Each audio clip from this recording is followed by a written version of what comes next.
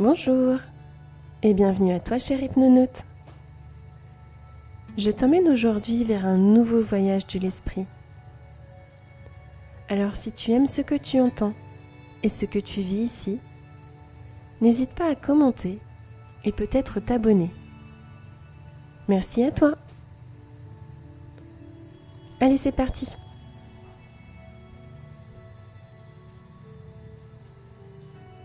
Installe-toi confortablement et ferme doucement les yeux.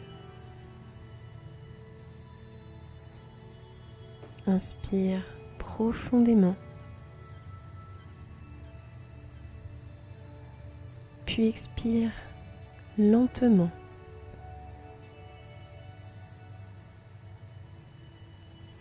À chaque respiration, sens ton corps se détendre un peu plus. Tes muscles se relâchent.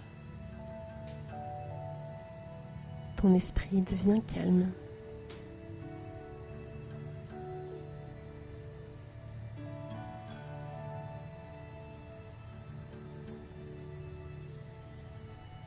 Dans une contrée lointaine, bien au-dessus des plaines terrestres, un royaume céleste s'étendait sur des collines de nuages flottants. Ces masses cotonneuses, légères comme des plumes, formaient des quartiers aériens où résidaient les dieux. Chaque nuage avait une texture douce et scintillante, changeant de couleur sous les rayons dorés du soleil, tantôt opalescent, tantôt argenté. L'air, d'une pureté cristalline, était imprégné d'une sensation de légèreté, comme si chaque respiration tissait un lien subtil entre le corps et l'infini. Le vent y murmurait des mélodies ancestrales, et le ciel, sans fin, enveloppait ce village éthéré dans une sérénité absolue. Les dieux, sereins et éternels, veillaient depuis leur demeure céleste, observant le monde d'en bas à travers des voiles vaporeux.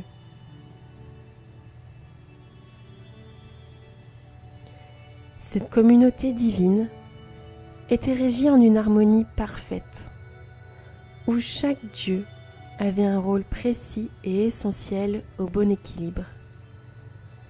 Rien n'était laissé au hasard, car chacun avait une tâche ou un domaine d'action spécifique, assigné selon ses talents et ses affinités divines.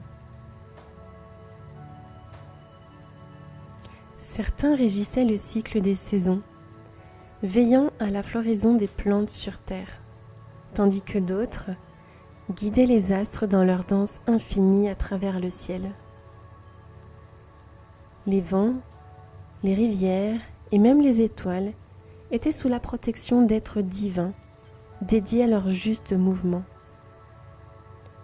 Chacun contribuait à l'ordre cosmique, dans une coopération silencieuse, fluide, où les actions de l'un soutenaient toujours celles de l'autre. Tout semblait fonctionner avec une précision semblable à celle d'un orchestre céleste, où chaque note jouée résonnait en parfaite symphonie avec l'univers tout entier.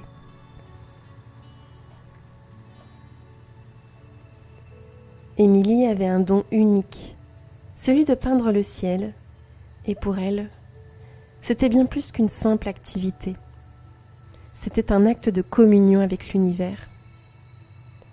Chaque matin, elle détachait délicatement son trousseau de pinceaux, une collection soigneusement assemblée au fil des années, chaque pinceau ayant sa propre histoire et son propre rôle dans la création de son œuvre quotidienne. Elle les touchait avec douceur, sentant sous ses doigts les fines textures de leurs poils, comme si elle tenait des instruments magiques capables de transformer le monde. Lorsqu'elle en choisissait un, c'était presque un rituel sacré.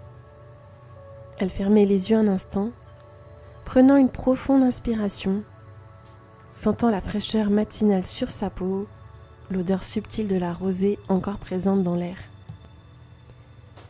Ses pensées s'apaisaient, et l'excitation douce qui montait en elle lui rappelait pourquoi elle aimait tant peindre. Chaque coup de pinceau sur cette immense toile qu'était le ciel lui procurait une sensation de liberté infinie. Elle débutait toujours par les premières lueurs du jour, et en posant des teintes douces, Émilie ressentait une sérénité grandissante, comme si elle capturait l'essence même du renouveau quotidien. Le rose délicat du matin lui procurait une sensation de calme, une sorte de promesse silencieuse que le jour naissant serait empreint de beauté.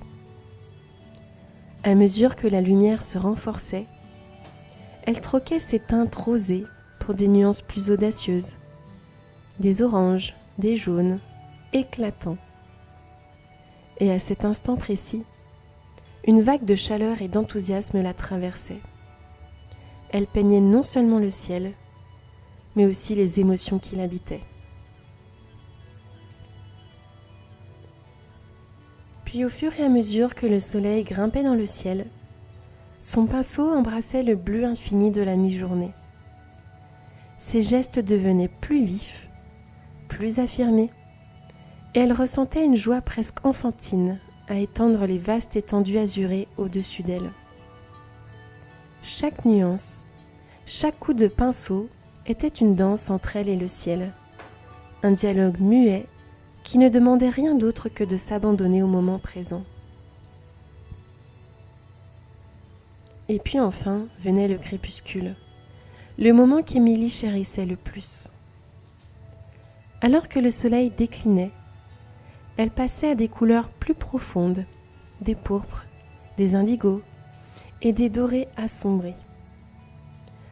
En peignant ces dernières heures du jour, elle ressentait une mélancolie douce, une tendresse mêlée à une légère tristesse, comme si elle peignait le souvenir fugace de quelque chose de précieux qui s'effaçait doucement dans la nuit.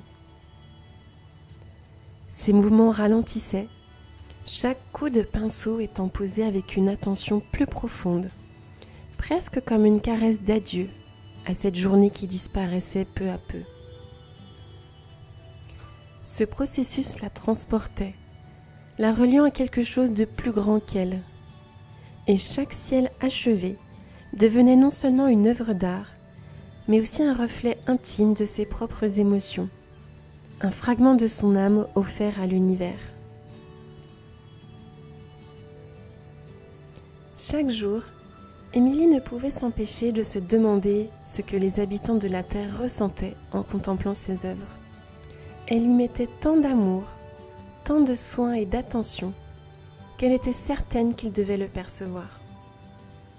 Peut-être, pensait-elle, leur cœur battait un peu plus fort devant ces ciels dorés du matin, ou se laissait-il envelopper d'une douce quiétude face aux teintes apaisantes du crépuscule. Elle se plaisait à imaginer les réactions humaines. Des exclamations émerveillées devant un coucher de soleil flamboyant, des applaudissements silencieux adressés à l'immensité du ciel. Elle rêvait même que quelque part dans les villes et villages, les gens se rassemblaient en petits groupes, organisant des veillées juste pour admirer ensemble les couleurs vibrantes qu'elle tissait à travers le firmament. Des foules regardant le ciel avec des yeux émerveillés, comme s'ils partageaient un secret avec elle, même à des mondes de distance.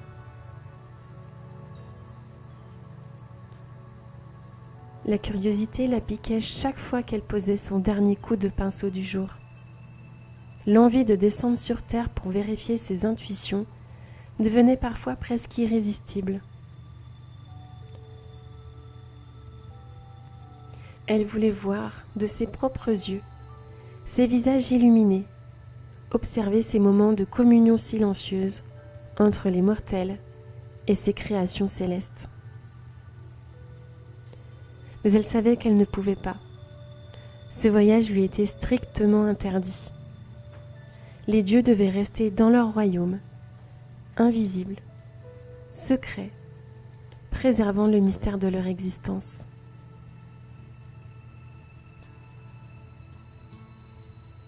Mais un soir, la curiosité d'Émilie devint si intense qu'elle ne put plus la contenir.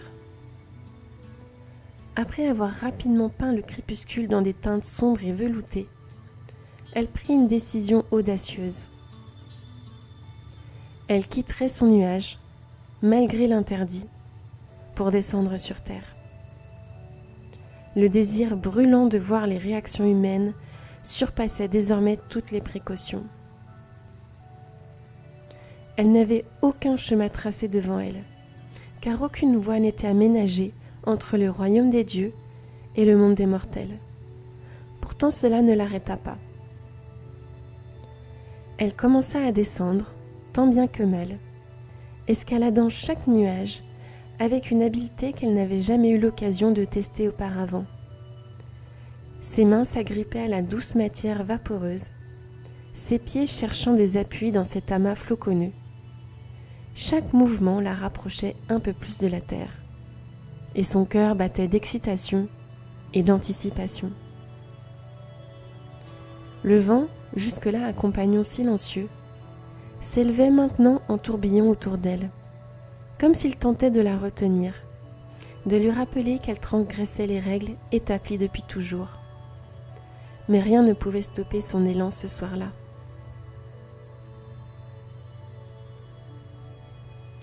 Émilie avait déjà une destination en tête, une grande ville, grouillante de vie, où des milliers d'âmes se croisaient chaque jour sous le ciel qu'elle peignait. Là-bas, pensait-elle, elle aurait les meilleures chances de surprendre les spectateurs, de les voir lever les yeux, émerveillés, pour admirer son travail. Elle s'imaginait déjà se glisser dans la foule, anonymement, observant leurs visages illuminés par les couleurs de son ciel du soir. Chaque pas, chaque nuage franchi, la rapprochait un peu plus de son rêve.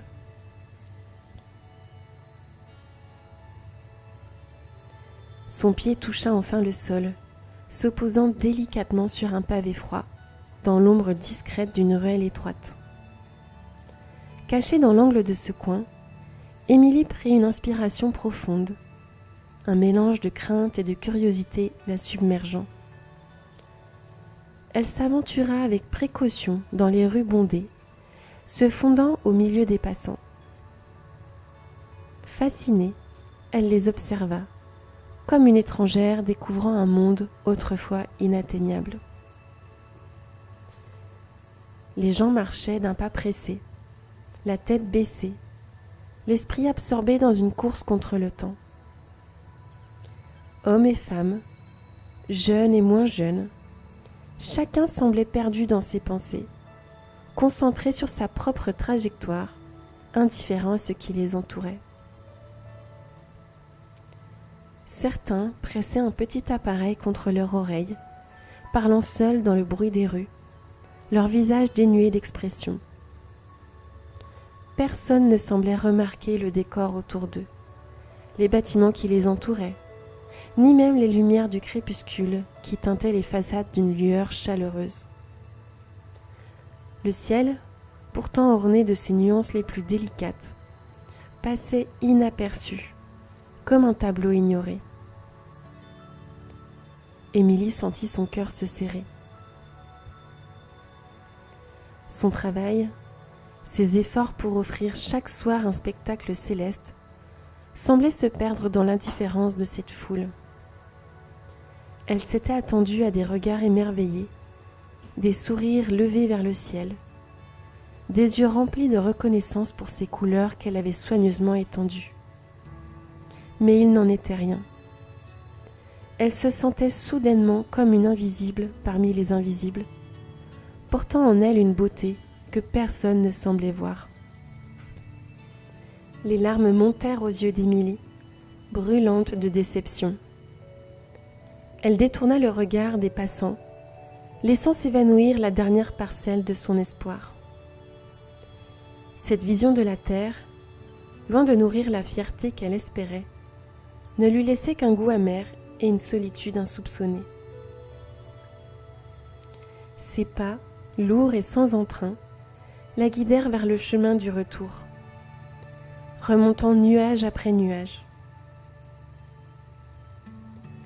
Le trajet lui parut bien plus long qu'à l'aller. L'excitation s'était éteinte, remplacée par une tristesse qu'elle peinait à contenir. Lorsqu'elle atteignit enfin son nuage, elle trouva Laura, sa plus proche amie, qui l'attendait patiemment.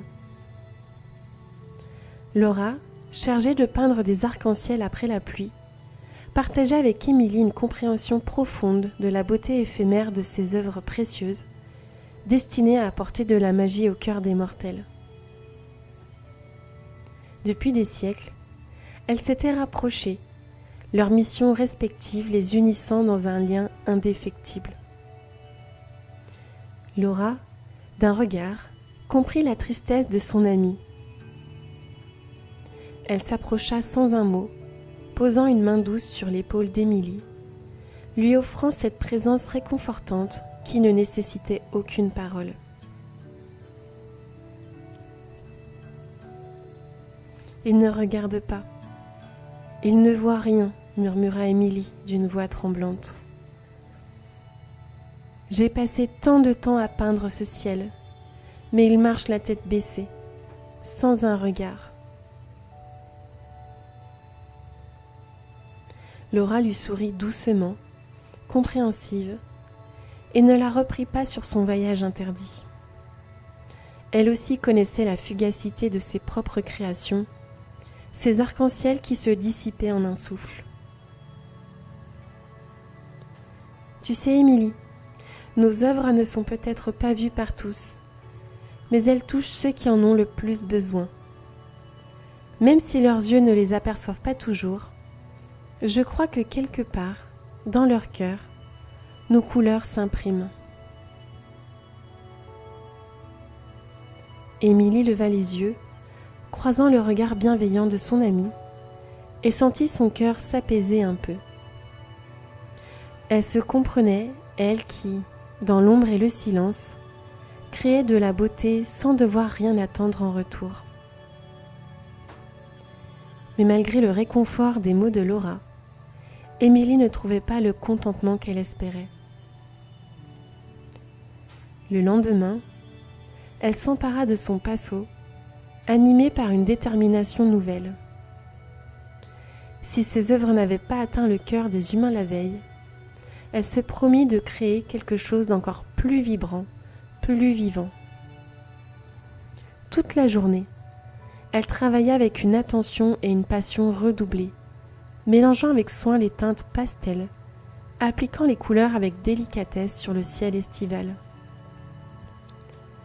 Son pinceau semblait danser, déposant sur la toile céleste des nuances douces et lumineuses, des touches de rose pâle, de bleu azur et de doré, formant un spectacle saisissant qui, elle en était certaine, captiverait quiconque lèverait les yeux. Quand le soir vint, elle ne put se résoudre à attendre une simple reconnaissance à distance. Cette fois, elle décida de redescendre sur terre, mais avec un objectif précis. Elle voulait se rapprocher, voir de plus près les réactions, s'assurer qu'au moins un regard se poserait sur son ciel. Émilie se fondit dans les rues, son cœur battant d'un mélange d'anticipation et de doute. Elle déambula dans la ville, passant de rue en rue, cherchant des regards levés, des visages émerveillés, ou une âme sensible à la beauté qui se déployait au-dessus de leur tête.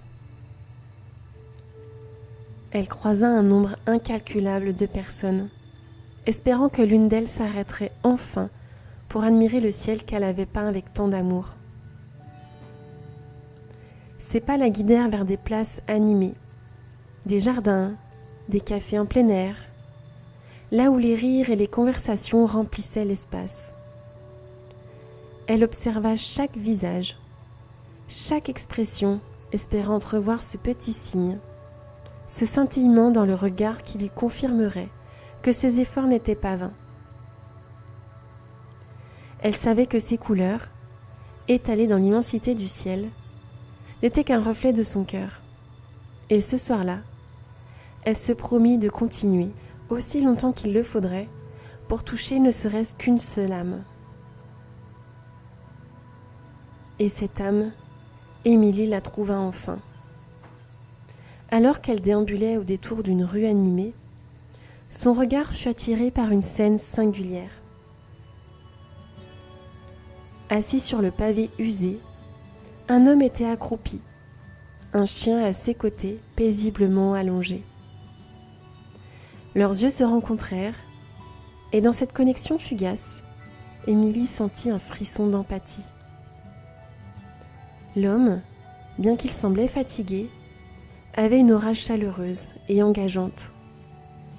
Il levait la tête vers les passants, lançant des mots avec une passion palpable, cherchant à attirer leur attention.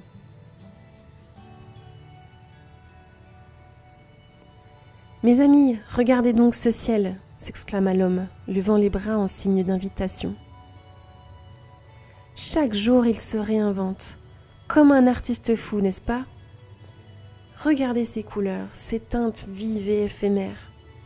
Le rose et l'orange qui se mêlent comme les rires des enfants, éclatants et pleins de vie. N'avez-vous jamais remarqué comme chaque crépuscule raconte une histoire différente ? Comme si le ciel lui-même s'adonnait à une danse perpétuelle, se drapant de ses plus belles robes pour saluer la fin de la journée.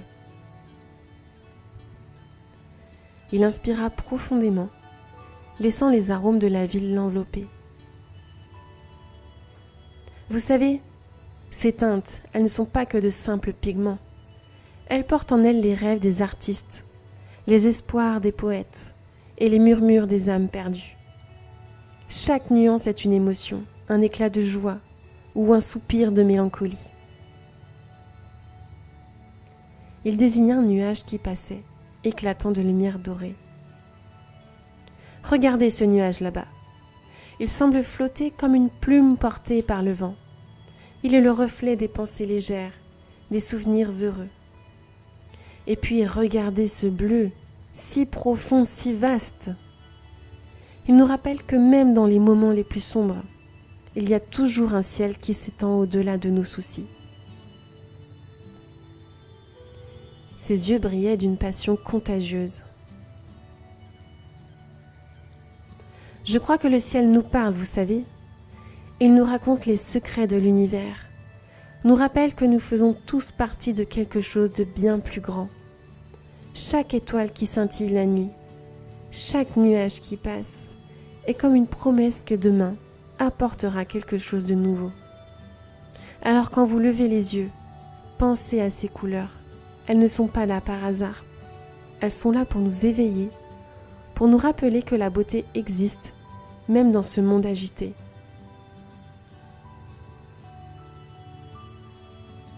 Il se tourna vers Émilie, un sourire sincère illuminant son visage. Et vous, avez-vous déjà pris le temps de simplement admirer, de laisser ces couleurs pénétrer votre cœur ? Car croyez-moi, il y a une magie dans le ciel qui nous relie tous.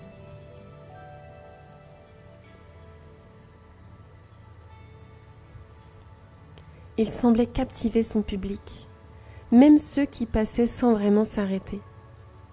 Émilie sentit une vague de gratitude l'envahir.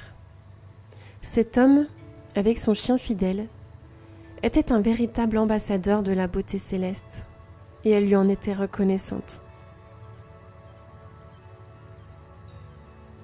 Elle poursuivit sa promenade, ses pensées encore vibrant des mots passionnés de l'homme. Elle tourna au coin d'une rue et pénétra dans un parc, un havre de paix au cœur de la ville. Là, elle aperçut un couple assis sur un plaid, installé confortablement sous un grand chêne. Ils semblaient complètement absorbés par le spectacle du ciel, leurs visages illuminés par la lumière dorée du soleil couchant. Le couple partageait un pique-nique, un assortiment de petites mignardises joliment disposées sur une assiette en osier. À chaque bouchée, ils échangeaient des sourires complices, leurs yeux parfois détournés du ciel pour se retrouver dans ceux de l'autre. Ils avaient soigneusement orienté leur plaid vers la partie la plus colorée du ciel, créant un petit coin magique où il pouvait admirer les teintes flamboyantes qui peignaient l'horizon. Émilie les observa un moment, un doux sentiment de chaleur envahissait son cœur. L'homme leva les yeux vers le ciel et d'un ton rêveur murmura : « Regarde ces couleurs, on dirait qu'elles s'étreignent, comme si le ciel lui-même célébrait quelque chose. » La femme, un sourire tendre aux lèvres, hocha doucement la tête. « Oui, c'est vrai, ces teintes de rose et d'orange se mélangent comme nous deux. C'est un peu comme si le ciel racontait notre histoire, un amour qui se propage et grandit dans la lumière. » Il se tourna vers elle, le regard rempli de tendresse. « Peut-être que le ciel sait qu'il nous faut ces moments pour nous rappeler combien la vie est belle quand on est ensemble, comme s'il peignait ses couleurs rien que pour nous. » Elle laissa échapper un léger rire, levant la main vers l'horizon où les nuages semblaient danser sous la lumière du crépuscule. « Alors je pense qu'il sait aussi que l'amour a besoin de nuances, qu'il y a de la beauté dans chaque couleur, même dans les plus sombres. » Ils restèrent silencieux un instant, contemplant le ciel comme si chaque teinte leur révélait un secret. Puis elle ajouta doucement en posant sa tête contre son épaule : « Quand je regarde ce ciel, je me dis que l'amour aussi peut être infini, qu'il peut s'étendre aussi loin que ce bleu profond, sans jamais vraiment s'arrêter. » Émilie, cachée non loin de là, ressentit une vague de satisfaction et de reconnaissance. Ce qu'elle peignait chaque jour pour les humains n'était pas en vain. Le couple venait de lui offrir la plus belle des confirmations. Ces couleurs, en unissant le ciel et la terre, semaient l'amour et la joie dans les cœurs. Rassurée, Émilie se sentit prête à rentrer. Elle ne connaissait pas l'intimité de ces vies, les rêves qui les animaient, les défis qu'ils affrontaient chaque jour, ou encore les sources de leur bonheur. Ils étaient tous si différents, portant chacun un monde en soi, des histoires uniques qu'elle ne pourrait jamais toutes comprendre. Mais un sentiment la réconfortait. Certains parmi eux prenaient le temps de lever les yeux, de s'immerger dans la splendeur du ciel qu'elle peignait pour eux. Chacun à sa manière semblait interpréter ce spectacle. Pour certains, ces couleurs incarnaient la beauté même de la vie, un rappel doux et paisible de la simplicité qui se trouve dans la contemplation. Pour d'autres, c'était un symbole d'amour infini, une toile sur laquelle ils projetaient leur propre espoir et leurs désirs. Cette diversité de regards et de pensées réjouissait Émilie. Elle comprit alors que son art trouvait sa véritable essence dans cette multitude d'interprétations. Car n'était-ce pas là, au fond, la vocation la plus pure de l'art ? Ne pas imposer de sens unique, mais offrir à chacun l'espace d'y voir sa propre vérité, ses propres émotions. Ou même encore de ne pas s'y intéresser. Un sourire apaisé éclaira son visage. Oui, se dit-elle, le plus beau dans son art était cette invitation ouverte à rêver, à aimer et à s'émerveiller librement.